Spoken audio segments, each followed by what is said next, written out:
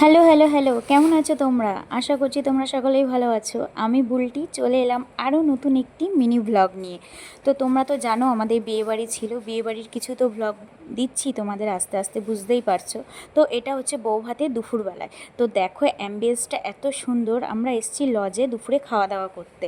তো এত সুন্দর লাগছে দেখতে, মনে হয় যেন একটা রেস্টুরেন্টে বসে আছি। তো এই জায়গাটায় প্লিজ একটু ইগনোর করো, কারণ আমি মোবাইলটা ধরেছি এরকমভাবে। তারপরে এই যে খেতে বসে গেছি, তো দেখো মনে হচ্ছে না রেস্টুরেন্টে বসে খাওয়া দাওয়া করছি। দেখো অ্যাম্বিয়েন্সটা এত সুন্দর, পুরো সোফার মধ্যে বসে খাওয়া দাওয়া করব। চলো কী কী খাওয়া দাওয়া করবো সেটাই তোমাদের সাথে একটু শেয়ার করি। প্রথমে চলে আসলো বিসলেরি 500 ml জল একটি। তো তারপরে দিল একদম ভাত পাতলা করে, মুসুর ডাল, তাও আবার আম দিয়ে, ওহ আলুর চিপস, ওহ যা লাগছিল না। আর গরমটাও মানে একদম সেই পড়েছিল, সেই লেভেলের গরম একদম। তারপরে চলে এলো এঁচোড় চিংড়ি।